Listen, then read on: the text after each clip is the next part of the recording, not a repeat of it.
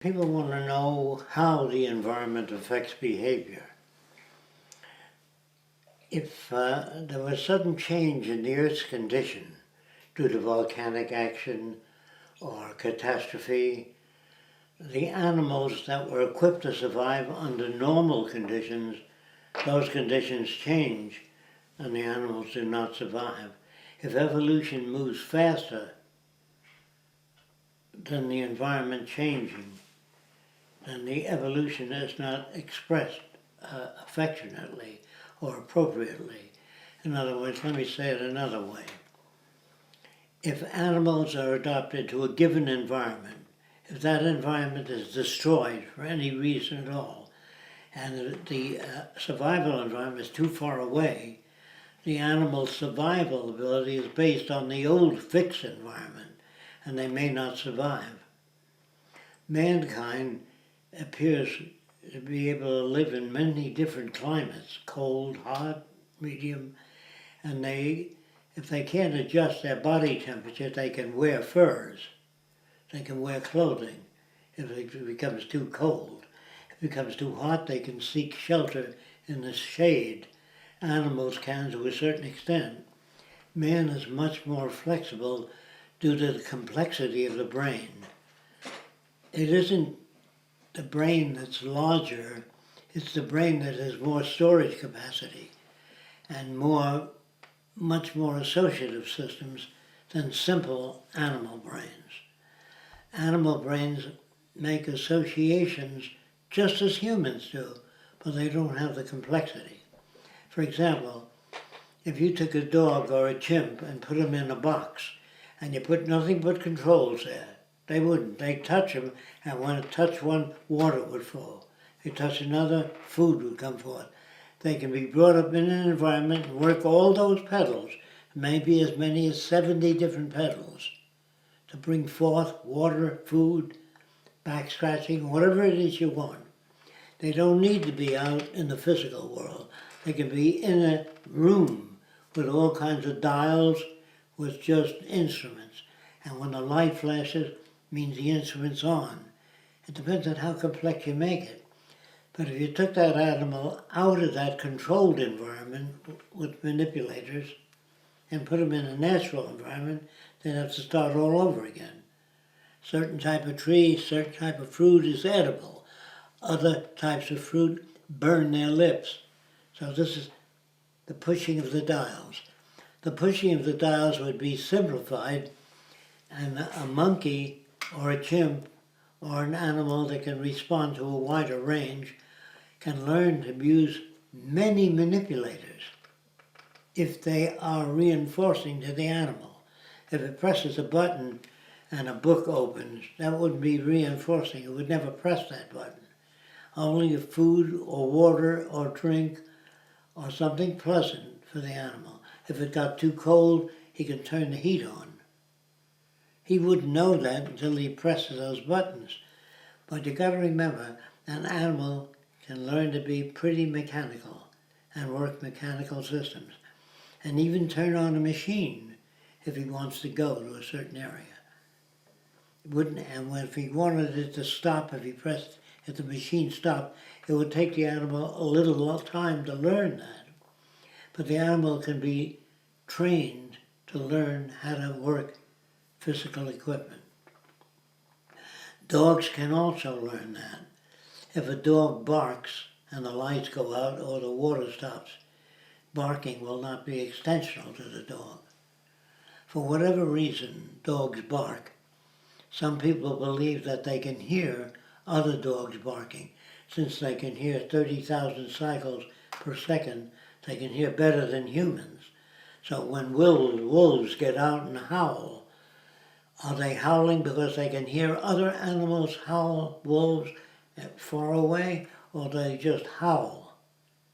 See, all that has to be carefully studied. I'm sure some people have studied that.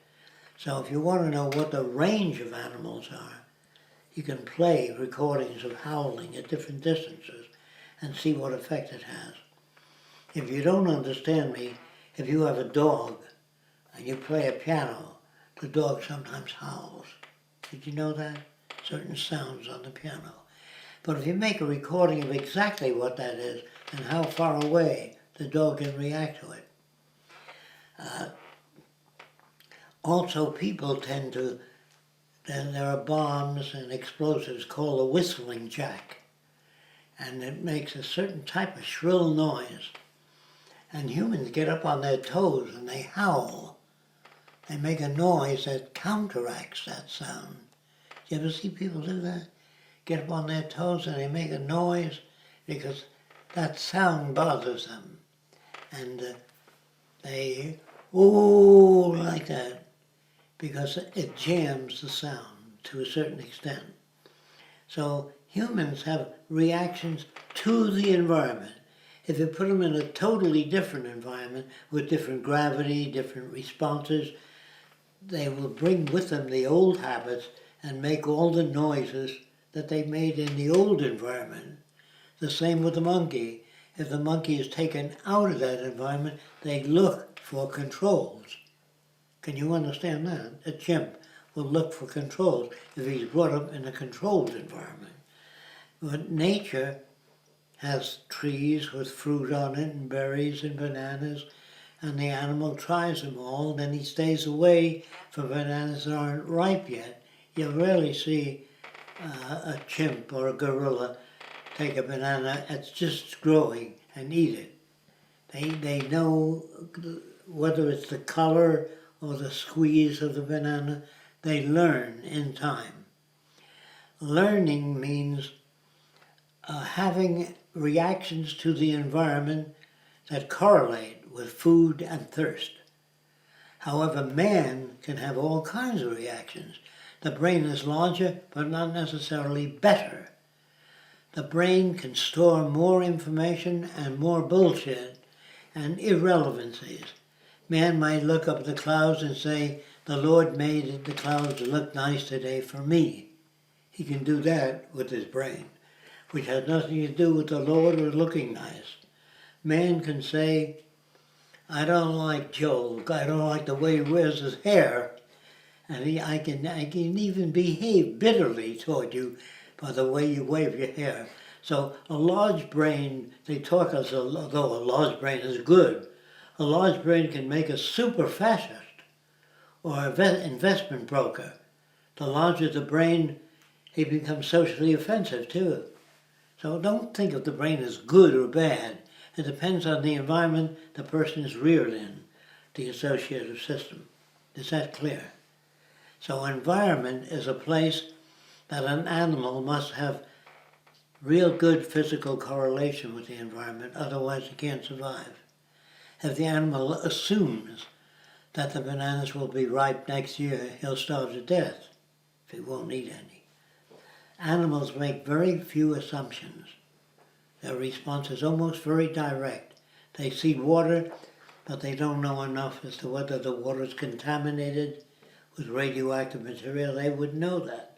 But they could cup their hands and drink water, or they can bend down and drink water. There appears to be some tribes, like the Watusi, which are very tall people, and they use a kind of a shovel with a very short handle.